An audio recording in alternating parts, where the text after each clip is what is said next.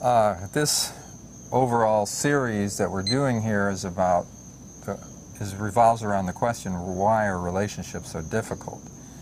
And one of the reasons that relationships are difficult is because couples often fail to learn how to work out disagreements, how to work out conflicts, how to work out their difficulties, everything from practical living situations to really intense, deep conflicts that stem in anger and all kinds of things that are at the heart of these things. And for a relationship to work over time, we got to be able to deal with the conflicts. So one of the things I think is really important, and we mentioned this up front when we first started this series, is that we have to, at some point, work out processes for dealing with conflicts. And this is true in any kind of a group or an organization or a team or a company or anything. It's where you have more than one person involved, there's going to be conflict. So now the question is, when there's conflict, how do we resolve it? Does one person just get angry and pull rank? Do we use domestic violence? Do we scream at each other? Do we leave the room? How do we resolve it? That's the question. And I think that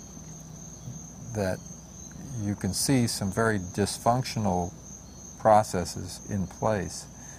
You can look at your parents, you can look at friends that you know, you can look at your current relationship and ask yourself, what's the process? So I think in a nutshell, and we've talked about this on previous sessions, but not in this series so much as some of the others.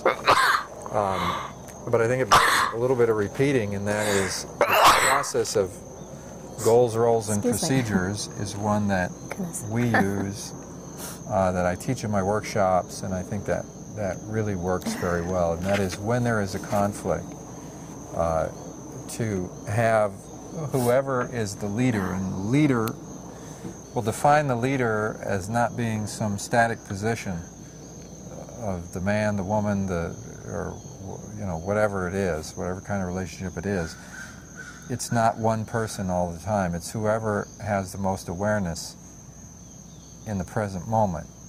So in other words, if we're going at it and the two of us realizes this isn't getting us anywhere, this is a conflict and we're not resolving the conflict, we need to do something. Yeah. So that person then is the leader, because they are the first one to become aware that what we're doing is it's escalating, it's going in a direction that's not moving us toward resolution.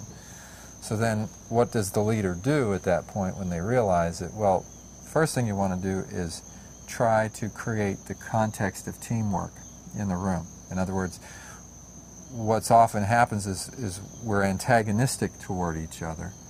And I'm looking at you as the enemy, you're looking at me as the enemy. We've taken two different positions and we're not together on it. And what has to happen is we need to do just a little bit of a timeout and say, okay, we're on the same side, we're on the same team, we're working together. And what we really need to do now in this conversation is just figure out a way to resolve this in a way that works for both of us. We call that a win-win resolution, okay? But I hate buzzwords. Yeah. But what I'm trying to get to is just establish that I'm not fighting against you, you're not fighting against me. We're on the same team, but we have a conflict. So let's sit down and try to figure out how we can resolve it. Right. And that is almost like, you would assume that would be there, but it's often, most of the time, is not there. That concept, that idea, that framework behind what we're doing. Well, what we're doing is we're just arguing. Yeah. I think that, and I hate to use the same example again, but I can't think of another one right now, but I think what we talked about earlier, like when we were having that family reunion and I wanted to have a good time, I was afraid that, because sometimes you withdraw and you're kind of quiet, and in those days, this has been a while ago, but you would get kind of quiet and shy around my family, and we were going to have this week-long beachfront house, and everybody was going to be there, and I don't see these people very often, you know, and I love all of them, and I just really wanted it to be a special week, and I was concerned that you would withdraw and maybe not participate as fully as I wanted you to. So I would use the goals, rules, and procedures at that point in time, and I said to you, you know, what are your goals for this week? What would be your ideal outcome? Right. And then we talked about what my goals were, which of course is to have a really fun, connecting period of time, right, and how important that was to me. And I think that really made the whole week just fabulous, because some of the things that you'd wanted to do, like you wanted to do karaoke, and you wanted to, you know, do some things on the computer, and just various things you wanted to do with you know, the guys that were there. And it worked out so well, and I was so relieved that we had that goals, rules, and procedures conversation. Yeah, the goals part of the conversation is important, because when we're arguing, we're going back and forth, who knows where it could go, and it could escalate in anger and resentment and all that. But if we can go back to goals, and we were talking on a previous session about values, and part of this is that we're trying to reestablish that we're on the same wavelength, and but I'm trying to understand you and what you value here, what you're looking for, and I want you to understand me. So we have a discussion. So in the example that you gave, here's this week, how do you envision it? What is important to you? What do you want to accomplish? What do you want to do? To have that discussion, to see where we have commonality and where we don't have commonality. Yeah. But at least to be talking on that level. And then we can move from that to roles. And now, that was a situation where you were proactive. We weren't actually having a problem. You were just afraid there might be a problem. Yeah. So you were heading it off. And that's always best if you can do that. But often you don't foresee it coming. You just get caught in the middle of the argument. And now it takes a leader to be able to say, let's stop, let's talk about goals. Yeah. Okay. You did something to me and I'm really upset about it. Well, okay, you know, it so could have happened on that vacation. What was really. your goal when you made that remark in front of the other people in the room about me? What was your goal? Yeah. And that's a weird question. You know, what was your goal? And maybe there wasn't a goal, but you did it. You said it. Why?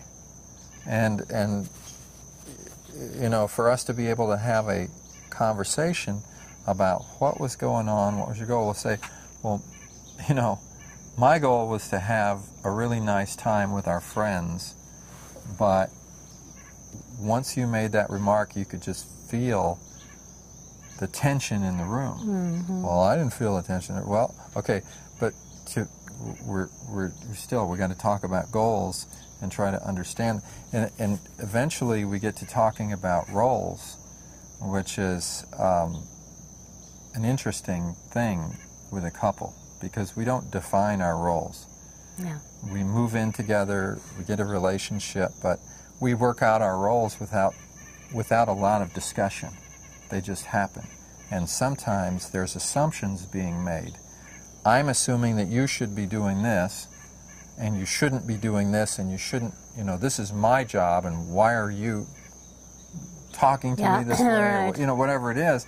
And when we find the tension in the air and we find the problem, we got to talk about roles, because a lot of conflict, at least 50% of all conflict in couples, gets down to roles. It's making assumptions that this is my role to say this. Well, I don't think it's your role to say that, you know, or to do that. Yeah. We have to have discussions about roles and work them out. And sometimes there's a lot of working out to do, and that's what the procedures is all about. Yeah. Is to say, you know, for just a simple thing, I would leave the house, I'd go out the front door and get in the car and go away. And then we lock our house, and you felt that it was important for me to lock the house before I left, anytime that I would leave. And so we had a discussion about it, and then we defined a procedure. Anytime I'm getting in the car and leaving, I will lock the house. Yeah, that was And good. ever since we had that discussion, I followed it. You do it, yeah.